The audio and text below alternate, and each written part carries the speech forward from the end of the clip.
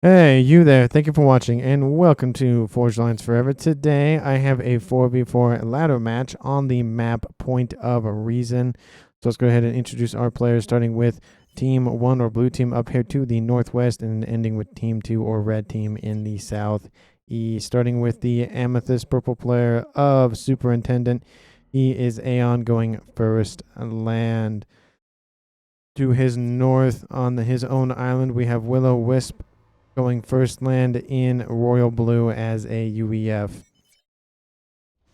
The Tropical Blue player of Moistol going first land as a Cybran, and thank you to the commenter who recommended Tropical Blue. It definitely fits the kind of like teal, kind of sea foam color that it represents. And last but not least, sharing that island with Moisto, we have Garzonk going first land as an Aeon in Stitch Blue. So racial representation here for the Northwest team. We have two Aeon, a Cybran, and a UEF. No Seraphim technology or faction represented on that blue team. Let's go ahead and introduce red team down here to the south, starting with the player of Mozhavi, I think is how you say it, going first land in orange, the color orange, as a Cybran. In Chevy Crimson, we have Kane going first land as a Cybran, another one of those literal C's for Crimson, for Chevy Crimson as a Cybran in, going first land, second air. So, nice alliteration, and of course Kane. So all C's for him. Down south, on this middle island, we have Excellent Aeon. He is going first land, not as Aeon, going UEF in Ruby Red. And to the north, the last player on Team 2 to be introduced, we have Carl Ilos. I'm trying to do the lead speech, but Carl 17OS PT going first land, second air in Pac-Man Yellow, and third Navy.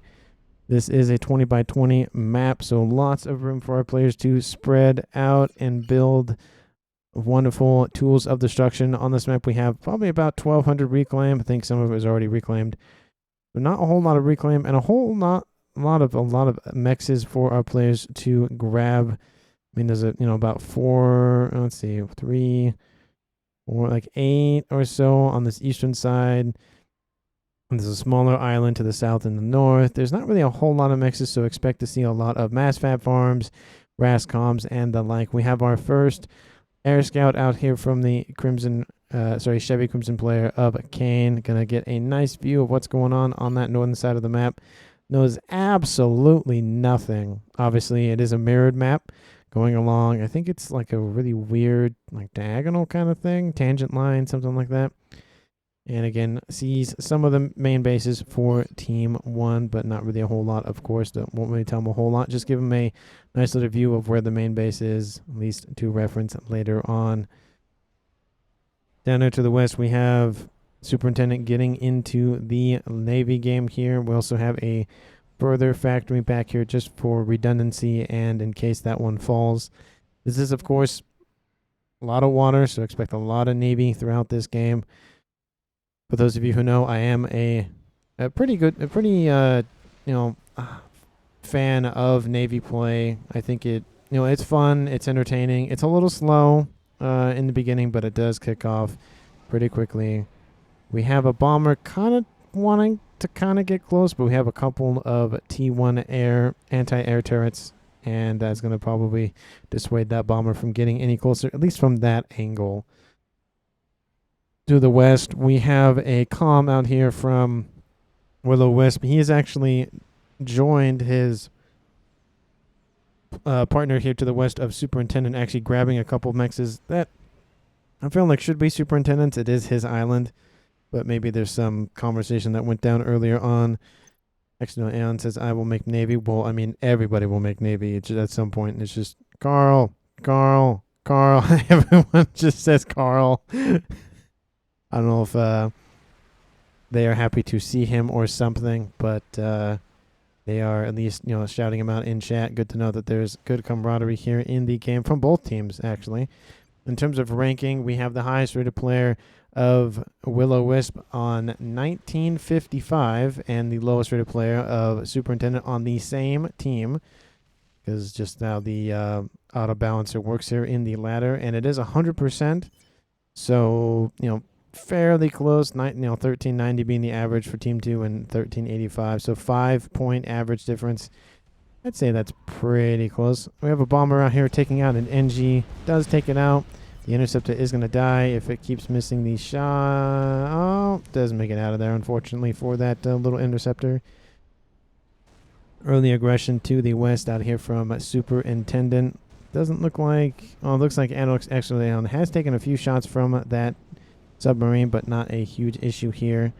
We'll also have a sub versus a sub. Whoever gets the first kind of shots off first will win that fight. And looks like the sub is going after those frigates. They have the cruiser symbol, which is why I'm confused, but they are attack boats. So, not frigates.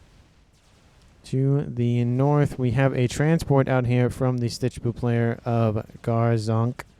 He is going to land here on this little island. There's only one mechs here, but there's, some reclaim. Not a whole lot, but, decent amount. Is going to go for that mass extractor, though. Wouldn't be surprised to see that be either captured or reclaimed.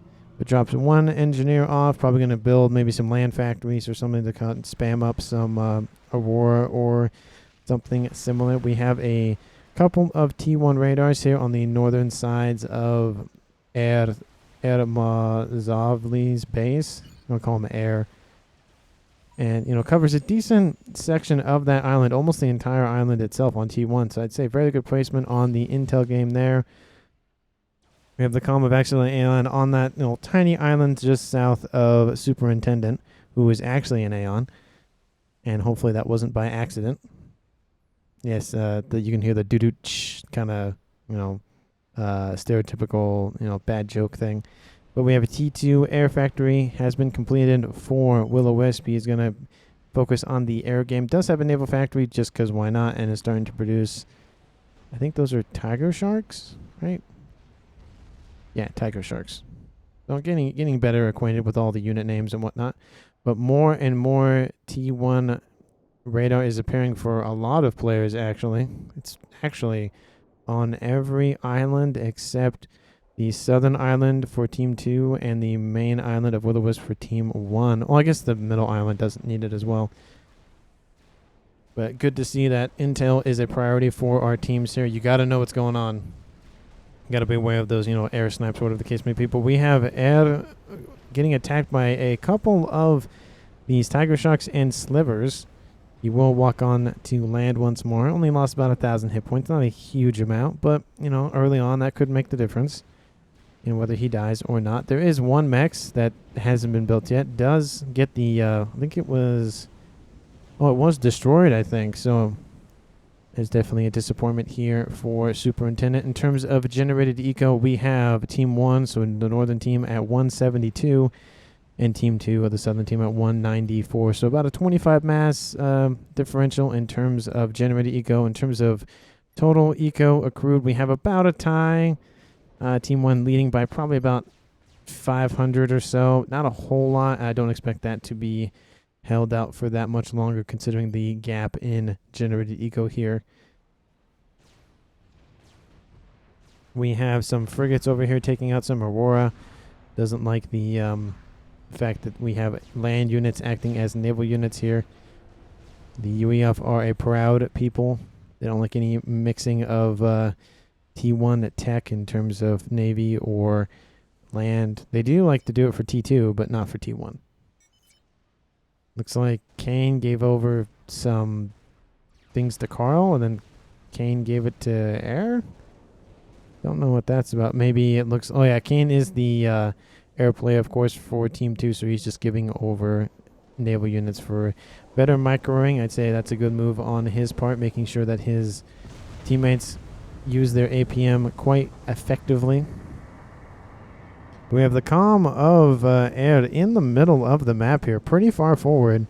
And again, this is a 20 by 20, so it will take a amount of time to walk back to his main island. So kind of a risky play. It is only 9 minutes, so not the end of the world, but same here on the southern side, southwestern side for Accidental Aeon.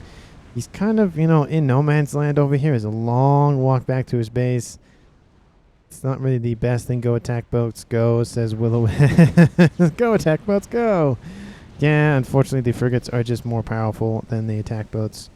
80 hit points on the attack boats versus 2100 for those frigates. So not really a good matchup in terms of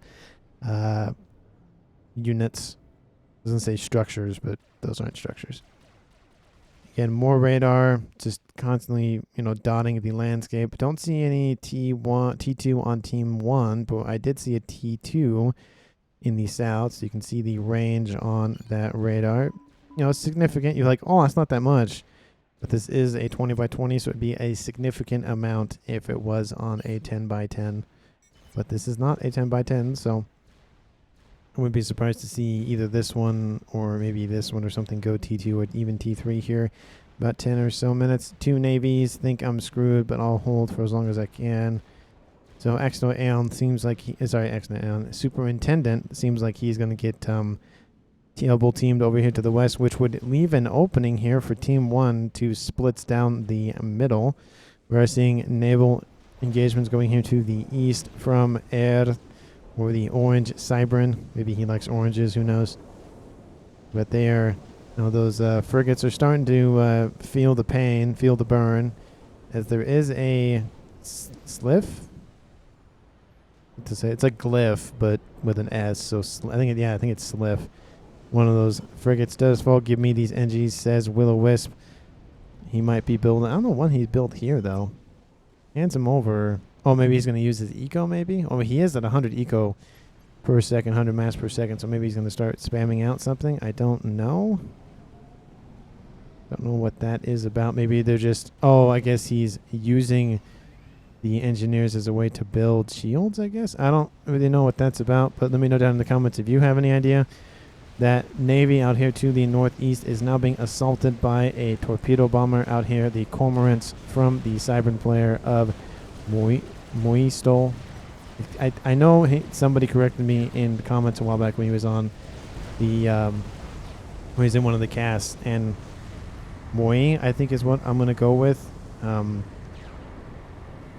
think that's how it has been a while, so I think it was Moi. It's the way that it was told me that I should pronounce it. So do apologies if I pronounce anybody's name wrong. And that naval force out here from Air has been eradicated. There's a couple remnants of, reinforcements, but not really a whole lot. So we can see the double teaming here on the west and the double teaming here on the east. We have a T2 Valiant class out here from the Ruby Red player of Accidental Aeon going after this radar, but can't seem to get a good, arc on those shots, having a disagreement with that cliffside. Would be surprised to see a crew. Yep, and there it is. There's the governor. Gotta build them when you're UEF, because why not? We have seen landfall here on the eastern side of this main island for Superintendent. We have some Aurora that have come in and be like, no, they're not supposed to be here. There's no Cybrin here, only Aeon. And this T2 Valiant class destroyer is going to start pushing back this army. There's a lot of T1 units and a lot of subs too. 12 subs. That is a decent chunk of change in terms of subs. I think they might be able to overpower just one of them. One of those destroyers. If a couple more get on the field, it won't really matter a whole lot. But they probably could just overpower this. But there are some additional forces here to the west, so not really that... fearful. We are seeing those torpedoes come off of the destroyer, go after the subs. I guess they're targeting any unit close by that gets in range, but would like to see those targeted specifically on those subs. Going to reduce that effectiveness. We are seeing destroyers and a couple of drops out here from the middle. Units kind of on a patrol in the middle of the map are like, oh wow, what is this? There's a bunch of those aren't Lobos. What are they called? Shoot, the T1 Arties from the Aeon. Let's see if there's any more built. Oh, they are. Look, oh, they're Fervors. That's what they're called. Cruise says Superintendent. Yep, there is a cruiser there. Missiles starting to rain in, and the shield assist is on the name of the game. This is Superintendent's core mass, so he wants to protect this as much as he can. Yeah, the fairly forward players in this map kind of tend to get a lot of the brunt of early aggression, obviously, because they're closer. So, wouldn't be surprised to see at least one position fall within 30 minutes or so. That kind of tends to happen. We have T3 air on the field for Kane. And wouldn't be surprised to see, yep, T3 air for Willow as well. Will-O-Wisp, not to be confused with Willow's Duality, another caster on YouTube. We have some torpedo bombers kind of just haphazardly throwing bombs out of their chutes, going after the destroyers, I think, as their targets. Which, not bad, but if there's any cruisers, obviously that would be the main priority. T2 naval headquarters, kind of, not really protected. If a naval fleet from Team 2 gets pretty close, that could take that out fairly easy. So there is a ping that does go down. I don't know what that was about, but probably talking about that headquarters being built. It looks like that Valiant is now retreating in the wake of all of these units. There's a bunch of subs, and they're obviously hard to target. There are a couple of destroyers now, so I mean, maybe the subs can take out one of them, but the amount of torpedoes coming off of those destroyers will probably whittle those down fairly quickly. Calm of Extractor is spotted by his opponents, and he's going for a mech. This will pay itself off in about 45 seconds or so. He's going to start reclaiming those trees. Not really worth his time, honestly.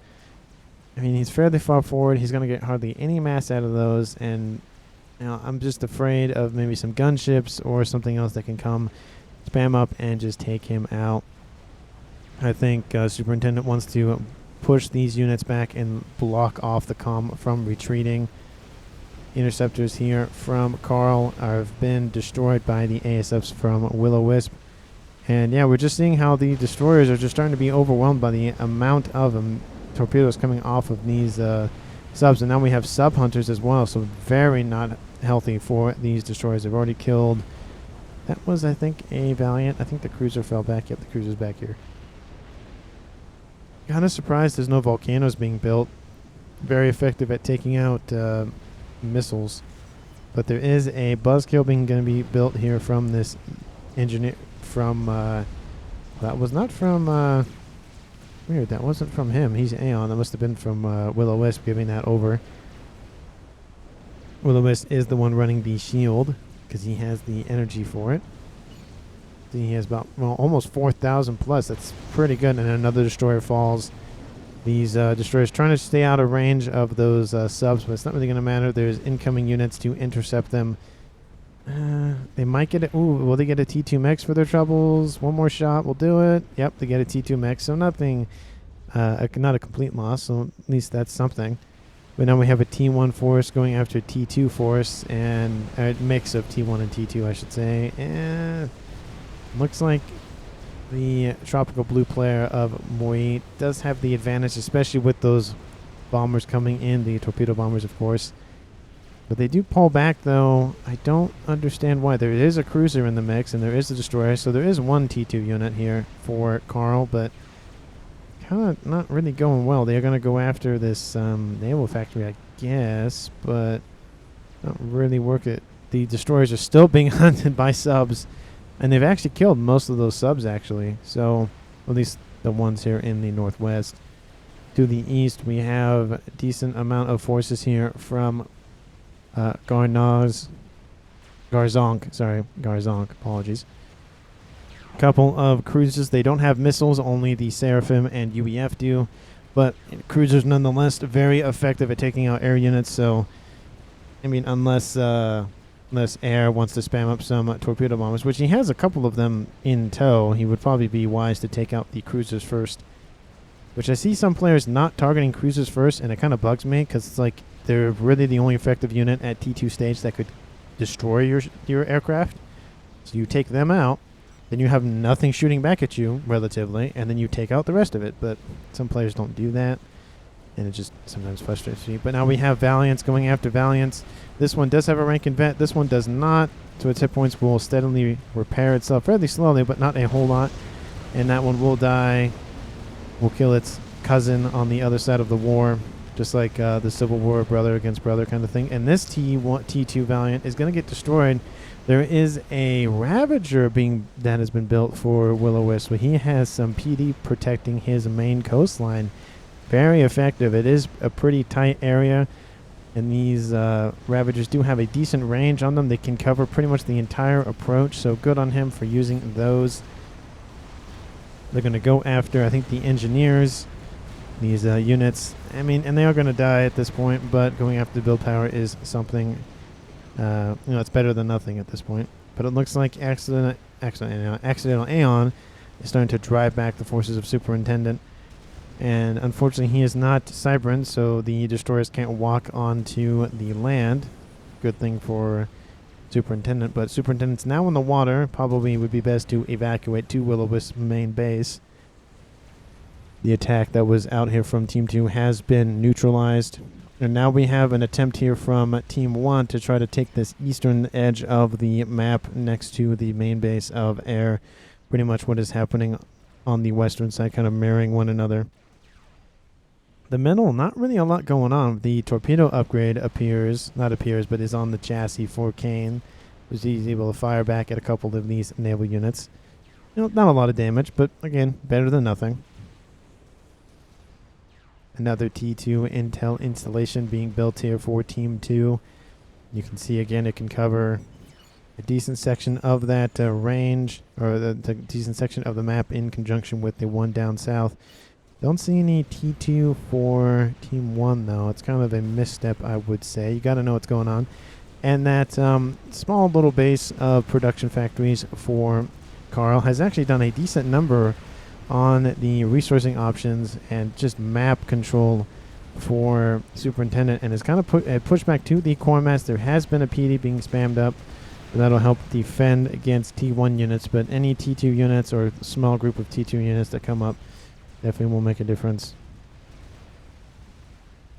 So that will be the case there. Won't see any more progress here until there's a couple more cruisers. I mean, 2's not a bad amount, but you need probably a couple more, probably about double that or so, just to start breaking through. I see a third one appearing as well, a fourth one on its way. It looks a fifth one as well, so it looks like he's going to spam up cruisers. He heard me from the future talking about this game, being like, oh yeah, I should do what he said, because that is a very good move. So anyway, it's one of those caster curses of I speak it and it either gets destroyed or it just immediately happens right after that. So we have units on approach once more. A couple of destroyers push back the destroyers out here from Air on this eastern side. We have a Barracuda sub-killer, but again, the destroyers will be able to take out this sub-killer fairly quickly. The T2 destroyers are effective at taking out subs, but in large numbers these subs win, of course. We have a push out here from the main lane, I guess the middle lane, from Moi, and he is going to start forcing his way into the production facilities of multiple players here from Air and from Kane. We do have T3 whalers. One of them will fall here fairly shortly. They're going after the cruisers first. Again, good move there. That one is going to fall. There's another one on approach. There is ASF here. Oh, they get a better engage. Oh, this isn't going to look good. And there's pretty much fair amounts of numbers. They turn around, re-engage, and it looks like Will-O-Wisp will get control of the air, unless there's some good turns out here from Kane. It's kind of it's kind of hard to tell. They're kind of very small knit groups. Oh, but it looks like Kane will get the air advantage for now. Will-O-Wisp has a couple of ASF in tow, but again, that is a win for the air for Team 2. T3 Naval Factory has been completed, and the Galaxy classes are starting to be constructed in their shipyards. Still T2 here for Carl, and still T2 here but it's almost T3 for Accidental Aeon. And on the east, still, well, there is a T2 going T3. So pretty much all of our players on Team 2, except for Carl, have T3 on the brain. On the northern side, we have Will-O-Wisp on T3, T2 for Superintendent, T2 still on the mine, but the upgrade will start here right after they finish this destroyer, or is it a cruiser? It is a cruiser. And then still T2 for Moi. Still that engagement in the middle. The thing with Navy is that it's very hard, and kind of land is kind of the same way, but not as bad, where it's kind of hard to hold an area of the map with just naval units, just because you can't build a lot of structures besides, you know, anti-air or missile defense. You can't build any like PD. I mean, you have torpedo launchers, but they're not that effective. So it's not like land. Oh, that's a lot of destroyers, though. How many destroyers do we have for him? We have 5. That looked a lot more than it. But there's one right there. Or what? They're the... I'm confused. Are they 2 different? They're both saying, oh, maybe they were built by... No, there's only one Cybran. So why are they not... That's really weird. Huh. They're not selecting together, which is really weird. Anyway, he has like 9 destroyers. The Galaxy just gets annihilated. Torpedo bombers come in over the top, targeting the HQ. Drops its hit points down fairly far, and the rest of the destroyers will wipe out that naval headquarters. So just as Team 2 has control of the air, they lose a T3 headquarters. Definitely a blow to Kane here. And just bad engagements once again. The ASF are still chasing them. Gets a couple kills off that. So Will-O-Wisp being very aggressive with his air, while Kane is being not super defensive, but kind of defensive and careful with his air. Looks like Superintendent was able to knock off this force that had to retreat.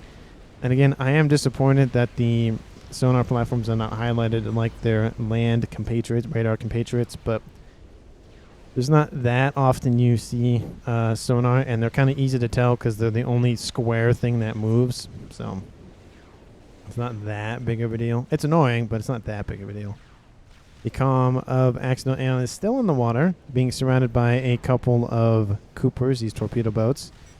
T3 Neptunes, fairly effective at taking out T1 and T2 units. There is a counter Neptune, though, so looks like there is a sharing of technology going on the northern team. Good use of technology and faction whatnot. And just to point out, there are no Seraphim in this game. Sorry to point that out earlier. And there were 3 Cybran and 1 Aeon on Team 2. I think I did that for Team 1, but not for Team 2. Apologies for that. Again, still having these destroyers starting to target the coastline now. We have T2 Factory, Air Factory trying to pump out engineers, probably for support. Probably get some shields up and running here fairly quickly. Kane is on this island now. Where is he going? Well, he might be going straight after these destroyers. That's an interesting play there. We have a couple of torpedo launchers in the bay here, ensuring that this is defended. Not kind of a similar play that his partner did over there to the west, except he was the one doing the aggression versus Air being the one who's defending. T3 battleship, the Summit class battleship appearing for Willow. There's also a Neptune behind. I do like the mix of the different types of units. They have been transferred over to Moi, so Moi can better use his APM in the middle. T3 has been completed for him as well, so he's going to build his own T3 battleships. We have Omens appearing here for Garzonk as well. So Team 2 kind of in a spot of bother would be, I think, the phrase. It's just not looking good for him, but unfortunately for the West, it looks like the technology race has been not won, but definitely has an advantage here for Accidental Aeon. He'll put one of these Neptune in the base. This one is like heavily destroyed. I should just go back to base and reclaim it at this point, but the cruisers come in. They see the comm of Superintendent. There hasn't been a kill yet. 28 minutes, still pretty good. On no deaths before 20 minutes, so maybe there'll be no deaths before 30 minutes, which is even more rare. Bombers come over the top, targeting the cruisers.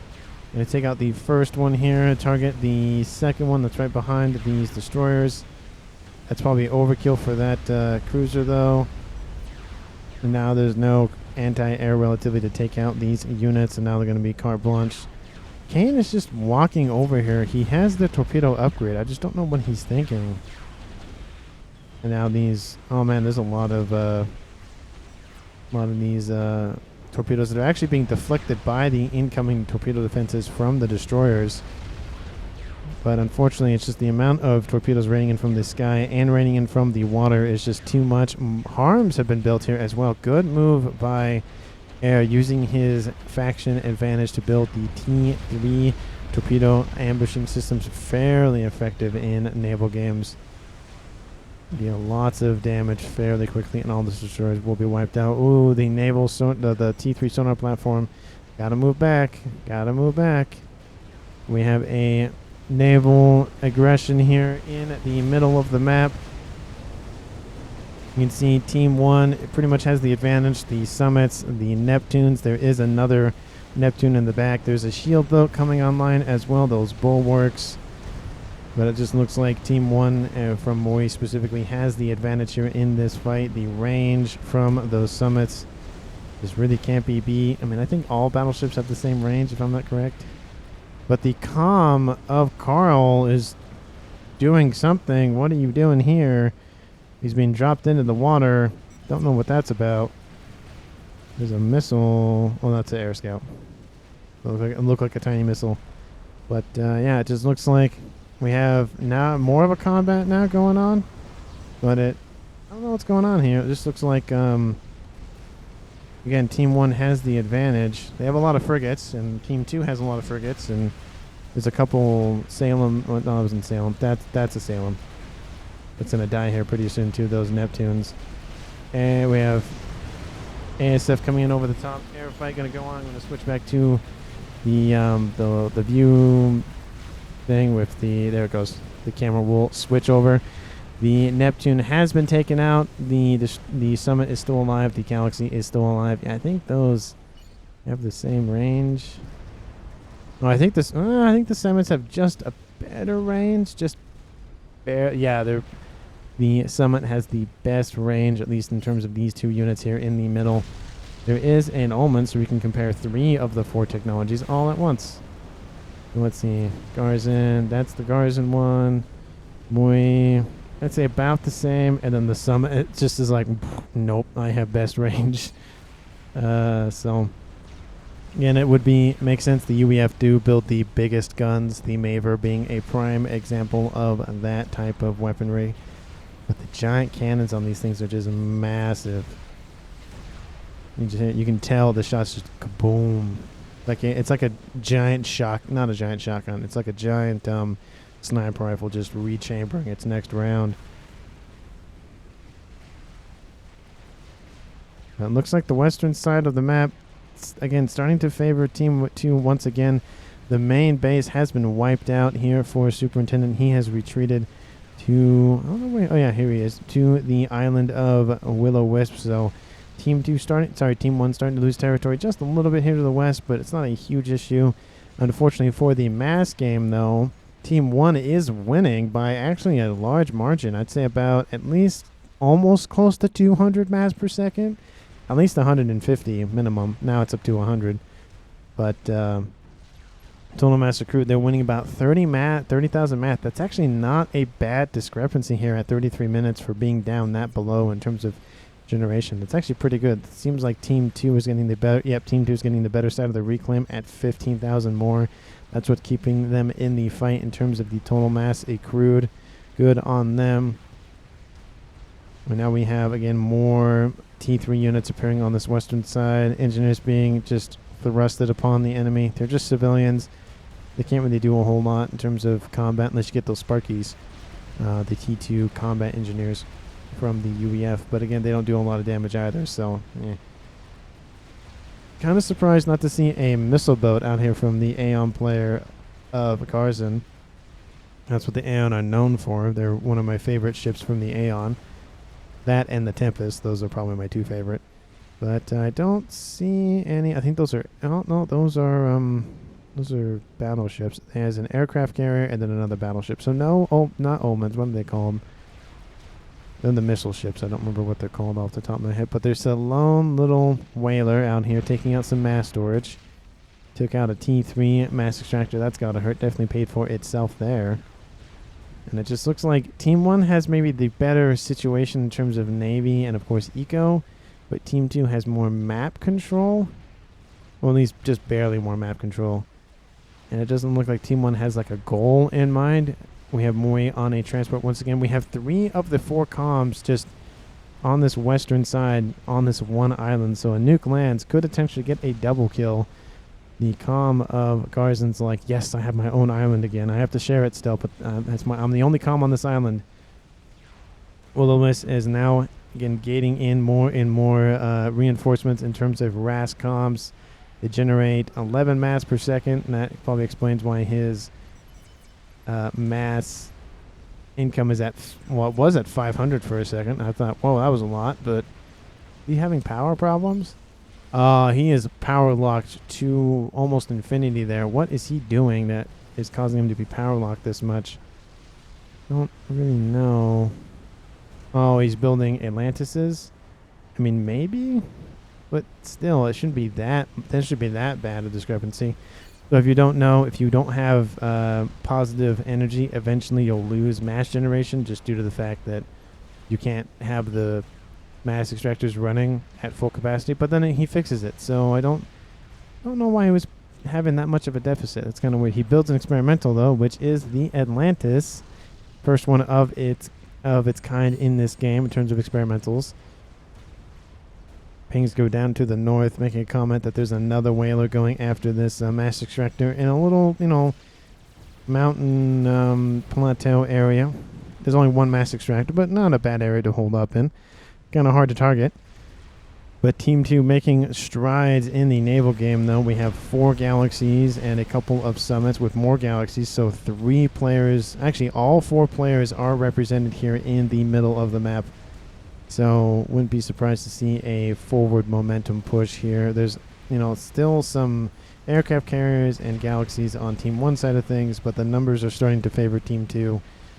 The long-range summits do assist in that matter. And there's actually 2 more over here, so we have 4 summits, 4 galaxies, another one on approach, and then 2 more galaxies. So we have 10 battleships plus assisting units. Cruisers are making their approach, taking out those incoming torpedo bombers, going after the battleships, of course, but again, one pass isn't going to amount to a whole lot. That is a lot of ASF. 229 and counting, and Willow has only 188, so definitely the advantage for Team 2 there. Not by a whole lot, but it's still an advantage nonetheless. It's not like a, 200 plus advantage, but, something more is better than less, so definitely going to think about that way in terms of air forces. These battleships starting to be, but pushed back into the north. We still have that headquarters here for Mori. It's not really looking good. You can see the line of scrimmage, I guess to use a football term, or American football term at least, is being pushed back further and further. But this Atlantis will definitely assist in that game, and harms are the name of the game here for, I think that would be on Team 1, that'd be Mori, just going to spam out those harms, going to help hold back Team 2's approach. I was kind of surprised that Ed is not doing the same thing of just kind of slowly building harms. That'd definitely be the play there. This Atlantis gonna hopefully be noticed at some point. Yep, they see it, so they know it's there. You can ground fire that submarine still. It's not that far off of the surface of the water, so definitely something to remember as you're fighting those submergible submarines. A decent battle group to the east, mixed in with land units and naval units, and some shields, of course, because you gotta have those on the eastern side. This force out here from air, it has some harms as well. They can be ground fired, though. It does take a while, though. You can just see hardly any damage was done to that one, but wouldn't be surprised to see those. Yep, you can see the little dots slowly disappearing when the torpedoes come in range for the torpedo defense, but they can deal lots of damage fairly quickly. Each torpedo takes out a decent chunk of hit points. We have some obviously shots from that galaxy as well. So Team 2 starting to lose territory on the east. You do have layered defenses, so good on them. On the west, similar things are happening, but on Team 2 side of things, they are pushing that western side, and that middle lane is just slowly being pushed back ever so slightly. Harms, of course, starting to appear. They do sit on the surface of the water when they're being built, so they can be targeted easily. And then once they are built, they sink to the bottom of the ocean, or in this case, well, ocean. Yeah, we're going to say ocean. But what is this? We have the comm of Moi building a Monkey Lord. He's been doing that for a while now. There's a T3 sonar platform here under the control of Willow Wisp, and he is just making sure that Moi is protected. And does Team 2 know about it? Nope. They do not. So that's going to be an interesting play there if that Monkey Lord is going to be built here. And it's being built, decently fast. Probably in the next couple minutes when we need to keep track on that. It will be built by Moi, so going to have to keep a lookout for that. We have some ships being just destroyed around that harm, so it's kind of hard to target it. But you can see a lot of it is ineffective just because they can't hit that harm as well as they could, this Neptune or whatever ship on the actual surface of the water. But more and more Team 3 battleships are making their approach here. Pretty much everyone except for Ed has a battleship of some sort. Looks like he is going after the reclaim side of things. So let's say good on him for making sure that he's getting his eco up. He is the lowest on his team, so he's trying to, pick up some slack. I'd say good on him for trying to do his best, while his, of course, his teammates are doing the same, but more mass is definitely not a issue here for any player at some point. But those harms are starting to slowly be dealt with. The Rascom should be a target of an opportunity at some point. I think that is the Atlantis. It has fallen. You can see its front, not capsule, but its nose sticking up out of the water. It is a decent section of water down there, so it's kind of hard to see, especially with all the tropical blue color. See? I knew that when that commenter said that, I was like, oh yeah, that's a perfect name for that blue. And the hit points on these summits are slowly being depleted by incoming missiles. Looks like Will-O-Wisp notices and goes, no, not giving you free damage. Stop that. Which is the incoming firepower from these destroyers. I mean, they are weaker, of course. They are destroyers instead of being battleships, but, death by 1,000 cuts is definitely a thing in this game, or in this case, death by 100 cuts, maybe. The T3 factory has been eliminated for Moi. It's definitely a gut punch there. How is his monkey doing? Well, it's fairly close to being done. It's in the green. It's at 43,000 out of 45,000. So we have a comm here of Kane in the water. His base is unprotected by anything. He doesn't have any gunships. He does have a decent stack of torpedo bombers. So maybe as long as that monkey stays in the water, he'll be fine. And Moi just finishes it and going to give you the issue to I would take out the air grid. There aren't any players on land except for Carl. And then obviously the comm of Accidental is in the water as well. So that would be, if we're going to go after comm kill, that'd be the closest one. But does Team 2 know about it now? Nope, still don't know about it. So don't wait to see what goes on with that. And it has been given its orders. He starts building another one right after that. I mean, you are building them pretty quickly. It's just once they notice the first one is there, might not make a difference if you build the second one. But slow. The thing with Navy though is a slow progression, especially if the enemy is producing the same amount of Navy as you in terms of land grab, or in this case water grab, or ocean grab, whatever the map control term we want to call it. But we do have this western push with a bunch of summits, and so this is left a smaller hole in the middle, but it looks like due to this they're actually able to pretty much effectively eliminate Superintendent from the game. He is building some mass FAFs to trying to get back in the eco sort of things, but it won't matter here soon. All of his defensive structures, but his production factories have been eliminated. This summit can't get to the front line because it's being blockaded by enemy summits. There are more summits coming off the front line that need to be pulled back. So this is actually reducing the amount of forces here in the middle, actually alleviating some of this force. But again, it's just kind of a back and forth. We haven't seen a Tempest as of yet, and I speak of it, and it's not a Tempest, it's a Tsar. So that might be something to watch out for. But there's not really a whole lot of effort on Team 1 to really push Navy. like Team 2 did. This is, you know, you can win it with land if you really want to. You can win it with air, which is more effective than the land situation. But Navy is definitely the best way to do it. It can exert the most amount of control over coastal units, especially because pretty much all of the island can be shot by naval units. There aren't any cruisers in this mix, so all of these battleships are kind of defenseless. There are cruisers in the mix, though, starting to come on approach, and the ASF are going to start having a conflict over here to the west. Lots of ASF ships are going to fall out of the skies here. Oh, let's see. Does the spreading out work for Kane? I think it does. A lot of those ASF were taken out, and it looks like that is going to be a win for Kane once again. Air supremacy has been achieved. All of those ASF were just wiped out.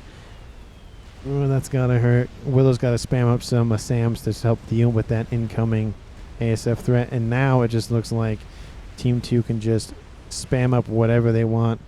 And that Monkey Lord that we forgot to check up on has done a huge amount of damage. Took out that huge air grid, so even though Kane has air control, it doesn't really matter. Oh, they go all the way around. Takes out that Quantum Gateway. Takes out a T2 factory. We have Corsairs all the time. We have a Galaxy starting to get in range as well. This Galaxy over here is in range as well. So this Monkey Lord has done a serious amount of destruction here. Took out an SMD as well. So, ooh, that's gotta hurt. Ooh, that's gonna hurt. Do we have any missile launchers? Do we have any nukes on Team 1? No. SMD. Have artillery? No. Artillery's kind of hard on this map again because naval units can easily just take it out. Yeah, I don't see much of anything else, so... Ooh, the Monkey Lord, though. The Monkey Lord. That did a lot of damage. It will die eventually, but... It has done amount. These cormorants are just kind of hovering around the Monkey Lord, seeing if he's going to fall into the water. It drops below a couple hundred and then dies. Garzong finishes his Tsar. There's another Monkey Lord that's going to finish. I wouldn't be surprised to have it go over here and just completely annihilate 2 more bases. And maybe get a comm kill if it is lucky enough. But just look at the devastation here. Just all that air went up in smoke.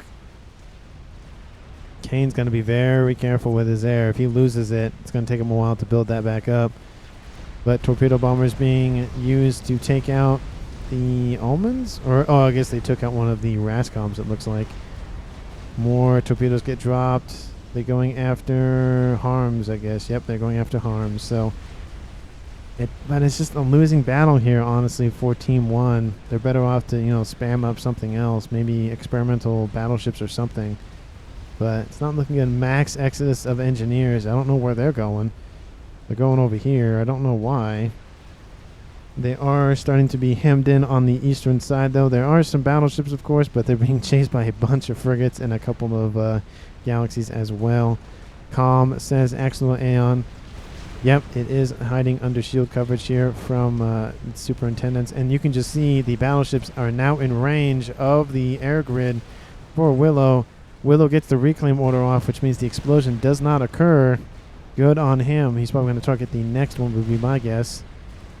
Let's see if he gives the reclaim order. Good use of, game mechanic knowledge, of course, because I don't know about that. Oh, it's close. It's only 900. Willow. Oh, doesn't get the reclaim order off. That's gotta hurt. He does have the shield on his comm, so it will take a while to chew through those hit points. The comm around Superintendent has fallen. The shield around Superintendent has fallen. He has no upgrades to that comm, has 1 rank in veterancy. The Galaxy classes are starting to just bombard, and Summits, Galaxy and Summits, are starting to bombard him. But it doesn't look like they're all targeting him. They're going after infrastructure, it looks like, first. Good move on there, just doesn't want to give anything to his teammates. The Summits to the west are still there, even though they've been shot at for a while. What happened to that other Monkey Lord? Well, it is on its approach to the middle island. I'm actually trying to use the minimap more now that I missed the first Monkey Lord. And it's now going to rear its, giant laser face to the main base of Accidental Aeon. He gets a ping, or somebody gets a ping, And this Monkey Lord does not look as appetizing as the first one did. Coming into this huge battery of triads. And these triads are still not in range. Okay, now they're opening up. They all turn to fire. The Monkey Lord has to get close enough with its gun. And the hit points start falling fairly rapidly. Ooh. We are having some Galaxy classes and Summits trying to fire, but it's not going to do a whole lot. Garzen control Ks.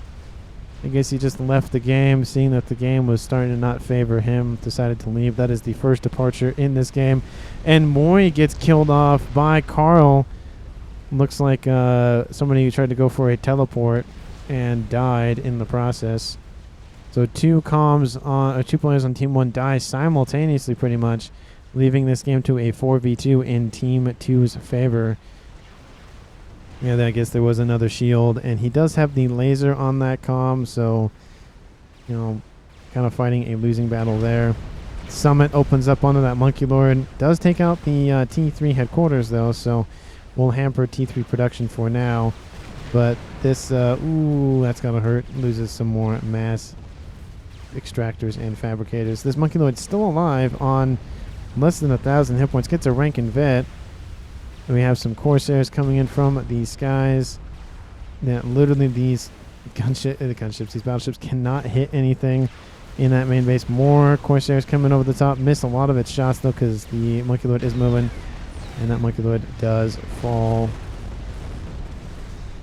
Team 2 just starting to surround their opponents. Teleporter on the way for Willow. He's lost the shield, gone for the teleporter. I don't know if he's just standing there just because he can, but they're not oh, they can't see him. Okay, I was like, they're not targeting him, and I wonder why. But yeah, Willow just being surrounded. The comm of Superintendent has nothing to his name. Actually, he has 77 mass, so he has something. Where's his... Oh, it's just right here, I guess. There's a small Clink Hammer battery and a couple of Rascoms, so he has some eco still, but these battleships to the west from Actual Aeon have actually been dealt with quite heavily. There's still a couple left, though, but looks like Willow is winning that battle at least. It's, you know, something's better than nothing. And just zooming out to look at map control, Team 2 owns probably about 65, maybe 70% of the map. So a decent amount. I don't count that one flood. Is that what it's called? And it looks like Tactical Willow has teleported, took off the teleport, is building the tactical missile, probably going to go for the Billy Nuke, and maybe just start taking out bases. Kane going for it, nano repair on his comm. So now the only comm left here on the northern side is Superintendent. He's going to spam up some T1 torpedo launchers and just hunker down there. The main base that was once Moyes and Garzen are just starting to be eradicated. That Zara is still alive, though. Surprising. Kane didn't go for that easy kill. Tactical nuke. The Billy Nuke is being constructed. There is, of course, that sonar. I think Team 2 notices that. No, it just gets pinged for some reason, but I don't know what that's about. Maybe Team 1 pinged it. But it's just not really looking good for Team 2. There's the max exodus. Run! A nice little shot of that. Run! Invade the enemy. Go, go, go. And they're like those sea turtles trying to make it out to water, and they're just being assaulted by a bunch of guns. There we go. Flip it back over. Get rid of that stupid panel. Anyway, how is the comm doing? Well, Willow has built the upgrade and is now building the missile as we speak. Hasn't launched the first one yet. It still can be shot down by TMD, but I think it takes 5 shots, I think. The battleships are just trying to charge the front line. They aren't going to get super far. There will be a few of them that will survive most of the battle, but most of the incoming firepower, but they're just being, you know, focused down one by one. It's not really going to amount to a whole lot, unfortunately, for Team 1. That Zara is the target. The laser goes off to try to take out a lot of the hit points on those Gemini ASF. The Zara falls, and that is it for the experimentals in the air. Surprising, there was only like 2 experimentals built on the south for Team 1, and then 2 built on the north for Team 1. So Team 2 did not go in the experimental game this game. I don't know why. Yeah, even building a Monkey Lord or even an Atlantis is something. But the actual nuke is going after the comm of air. It will land, and it kills the comm of air. This drops it to a 3v2. That was a snipe out here from Willow. Willow's got to move. Willow's got to move. Team 2's like, oh no. Oh no. They got to know it's like somewhere in this vicinity. Where are the ASFs here for Team 2? They got to know where he's at. Does he know where the comm is? He does. Oh, nope. Wrong player. He doesn't know where the comm is. He knew where it was over here. I guess he took a shot thinking it was probably a comm. He's got to know. Maybe he needs to move the sonar platform a little closer. Another missile gets launched. Looks like it's going for that other RASCOM. Yep, but it's going to be a RASCOM, of course, and he doesn't know that. He's going to get that kill on that SACU. We have RASCOM explosions going down in the west. And the experimental Aeon is being assaulted or chased down by these RASCOMs. The sub-killers out here for these Barracudas are just pummeling torpedoes into those chassis. Oh man, that has just gotta hurt. But now most of the action is with the comm in the south from Willow. He is the highest rated player in the game for a reason, and a move like that was very on point. We still have the comm of Superintendent just hiding out down here, trying to defend as much as he can. But it's just Team 2's game at this point. Oh, and he's going to get... Oh, he hits another comm. Doesn't kill it straight up, though, but... Oh, that's got to hurt, though. Okay, come on, Kane. You're the highest rated player on your team. You got to notice, like, oh, that is a Billy Nuke. Where is that coming from? We still have Willow moving as, you know, in that westward direction. Another missile gets launched. Doesn't go in the same place. I think it does. No, it goes after the air grid, and there's nothing to, you know, defend against this. Kane now knows that's the comm. Doesn't know what it is, but knows it is a unit. Probably, you know, it has to be the comm. The missile will land, takes out a couple of pigeons, takes out a decent section of that air grid as well. Ooh, that's gotta hurt. But the torpedoes are now being launched. Will is just trying to survive the best he can. Drops into the yellow. Does get 60 hit points a second, though. He is a 5-star comm, after all. I mean, he killed another comm and a decent amount. Team Willow has recalled from the game. They knew they were losing. And that is going to be a win for the southern team of Team 2. Thank you so much for watching. I greatly, greatly appreciate it. Please like the video if you enjoyed it. Comment down below what your favorite moment was. Let me know how you felt about that absolute snipe out here from Willow onto the comm of air. It would have been a perfect game for Team 2 had they not lost air to that. But again, a move like that, it's a pretty good move to end the game on. And again, thank you so much for watching. I will see all of you, especially you. You know, I'm looking at you through the screen. You can't see my face. I can't see your face, but I'm looking at you. I'll see everyone, including you, in the next one.